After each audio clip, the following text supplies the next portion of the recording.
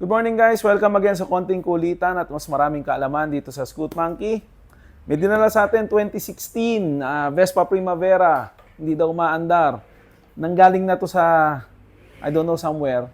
2 weeks na daw doon, diniagnose na hindi daw na mapaandar. So, tignan natin kung anong problema nito. Initial diagnostic ko kasi ang unang tingin ko dito parang electrical. Kasi once ino-on mo yung gauge niya, meron naman power, pero ayaw tumuloy. Wala siyang kahit na anong ignition, walang kahit na anong response dun sa engine. Every time pinipindot ang starter button. So, try natin to. Papakita ko later on kung anong problema. Sisilipin ko lahat. Kasi ang unang diagnose ang sabi, baka ECU daw. Baka ECU. Pero kasi, in my experience, sa Vespa, bihirang-bihira na mamasira ang ECU. Not unless talaga sobrang nasunog yan.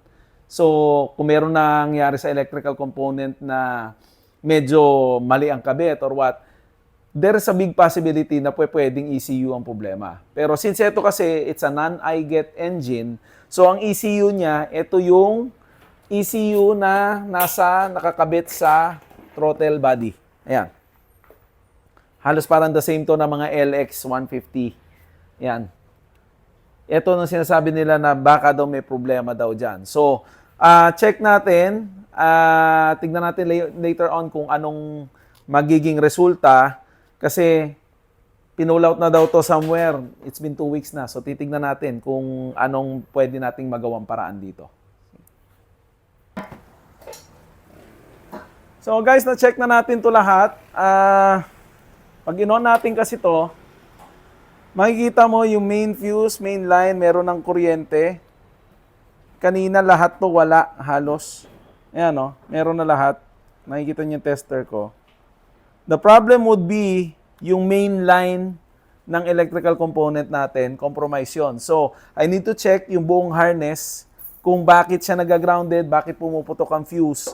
For sure kasi yan, merong open circuit yan. So, that's the reason why nagloloko. Pero, nung pinalitan ko yung fuse and tinignan ko yung line, hiniwalay ko yung isang linya na medyo compromise, umandar na siya.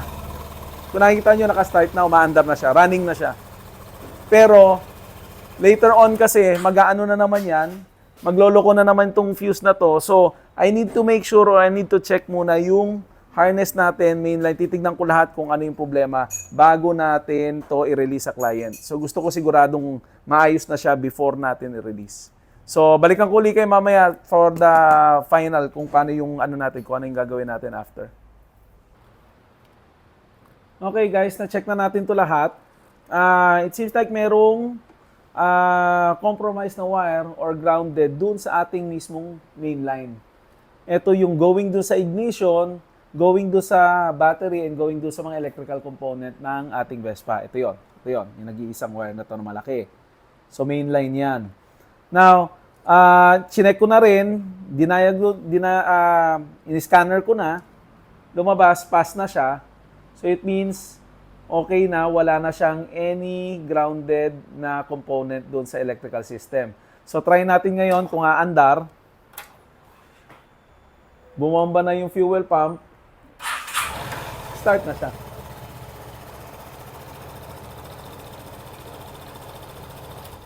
So, isa pa. Para sure, isa pa. Okay na. So, running na siya guys. Not unlike dun sa unang diagnose na sinabi, ang problema daw ay etong ECU.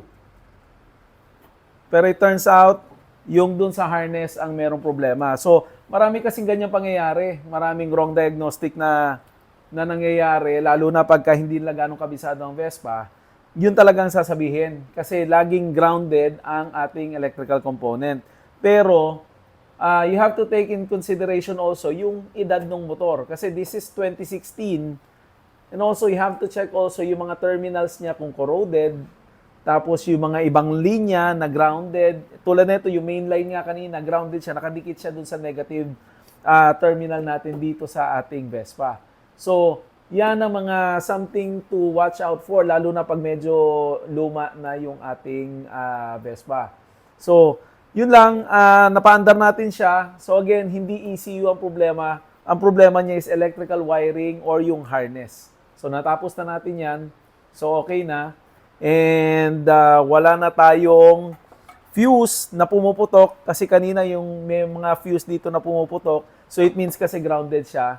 So kaya gano'n na nangyayari. So very, very seldom naman sa Vespa ang nasisira kagad ang ECU. Kasi before masira ang ECU niyan, dadaan lahat yan dito sa ating fuse at meron tayong isang fuse na medyo mataas ang amperage which is yung 20 amperes. So, yun muna masisira, harness muna masisira bago ang ECU. So, medyo wrong diagnostic nga yung sinabi nung nakaraan na yun daw ang problema nito. Pero then again, buti na lang na-check natin lahat. So, yun lang. Thank you for watching and sana may natutunan kayo ngayon.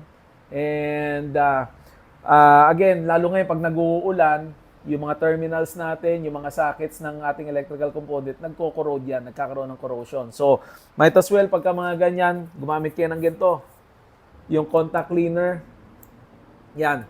Nakakapaglinis yan ng ating mga electrical socket. Huwag kayo mag-worry kasi ito, fast drying to, and this is made for electrical components talaga. So, safe yan. Huwag kayo matakot na mababasa or what. It is made for electrical component. So, yon. Thank you for watching. And see you again on the next video. Don't forget to share, like, and follow dun sa ating mga Facebook page and dun sa YouTube channel. Thank you guys.